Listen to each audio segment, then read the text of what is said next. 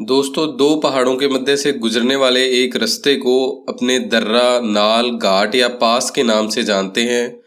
परीक्षा में इनसे संबंधित अक्सर ही प्रश्न पूछे जाते हैं, तो चलिए अपने मानचित्र की सहायता से इन्हें आज अच्छे से समझ लेते हैं। सबसे पहले बात करते हैं अपने लद्दाख क्षेत्र के अंतर्गत आने वाले काराकोरम दर्रे की। काराकोरम दर्रा भारत का सबसे ऊंचा दर्रा है। इसकी ऊंचाई समुद्र तल से 5,654 मीटर है। यह भारत के लद्दाख को चीन से जोड़ता है और स्थित कहाँ पर है? लद्दाख में है। याद रखिएगा, यह सबसे ऊंचा दर्रा है काराकोरम दर्रा।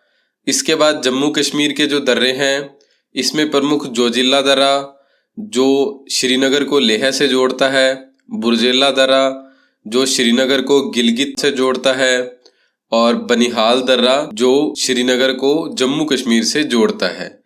यह तीन प्रमुख दर्रे हैं जम्मू कश्मीर के, जिसमें दोस्तों जो जोजिला दर्रा है, इसका निर्माण सिंधु नदी के द्वारा किया गया था। कौन सी नदी के द्वारा? याद रखिएगा, सिंधु नदी के द्वारा जोजिले दर्रे का निर्माण किया गया था। कहाँ पर स्थित है? जम्मू कश्मीर में स्थित है। और जो बनिहाल दर्रा है, इस दर्रे में दोस्तों जवाहर सुरंग है। आप याद रखिएगा, यह परीक्षा में पूछा गया है। अब आगे बात करते हैं अपने हिमाचल प्रदेश के जो प्रमुख दर्रे हैं। हिमाचल प्रदेश में दोस्तों रोहतांग दर्रा, बारालाचा दर्रा और शिपकिला दर्रा, ये तीन प्रमुख दर्रे हैं। शिपकिला दर्रा, इस दर्रे का निर्माण सतलुज नदी से हुआ।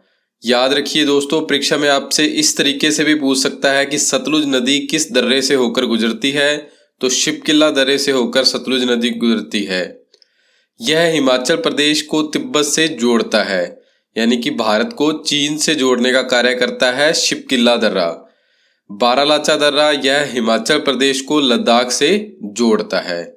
अब आगे बात करते हैं उत्तराखंड के जो प्रमुख दर्रे हैं। इसमें माना दर्रा, नीति दर्रा और लिपुलेख दर्रा, ये तीनों ही मोस्ट इम्पोर्टेंट दर्रे हैं। लिपुलेख दर्रा दोस्तों, यह दर्रा कैलाश मानसरोवर जाने के लिए यात्रियों द्वारा विशेष रूप से इस्तेमाल किया जाता है।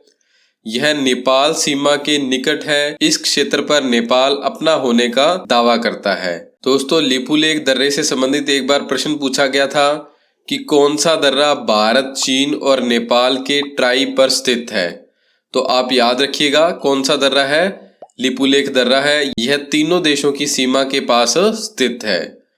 आगे है माना दर्रा। यह प्रसिद्ध मंदिर बद्रीनाथ के निकट है और इसी दर्रे के पास नेशनल हाईवे 58 खत्म होता है।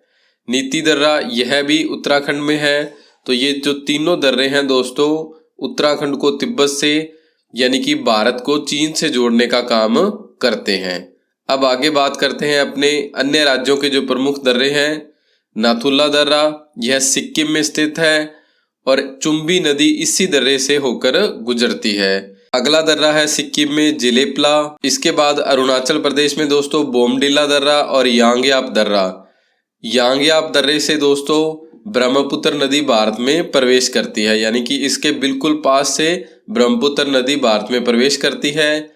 और अरुणाचल प्रदेश में ही दोस्तों दिफू दर्रा स्थित है। याद रखिए दोस्तों, अरुणाचल प्रदेश में बोमडिला दर्रा, यांगयाप दर्रा और दिफू दर्रा, ये तीन प्रमुख दर्रे हैं, जिसमें से यांगयाप दर्रा है जो मोस्ट इम्पोर्टेंट है।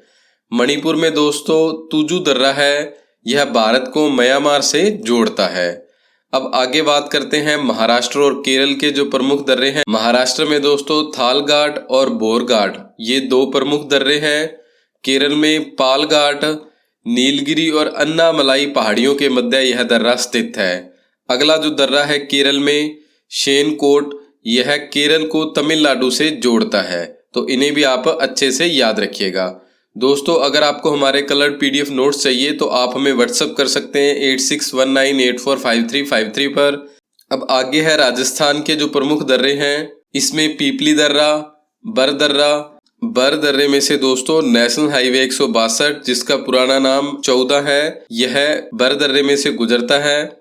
मध्यकाल में शेर शाह सूरी ने इसी दर्रे से राजस्थान में प्रवेश किया था। कौन से दर्रे से प्रवेश किया था शेर शाह सूरी ने? बर दर्रे से प्रवेश किया था। अगला दर्रा है राजस्थान में बोरांग दर्रा। तो राजस्थान के ये तीन प्रमुख दर्रे हैं, पीपली दर्रा, बर दर्रा और बोरांग दर्रा। दोस्तों, जो पीपली दर्रा है यह अरावली पर्वतीय भाग में स्थित है, यह याद रखिएगा। आपको हमारी वीडियो कैसी लगी दोस्तों, प्लीज लाइक शेयर और कमेंट जरूर कीजिएगा। चैनल को अभी तक सब्सक्राइब नहीं किया तो सब्सक्राइब भी जरूर करें। आप सभी का बहुत बहुत धन्यवाद। जय हिंद, जय भारत।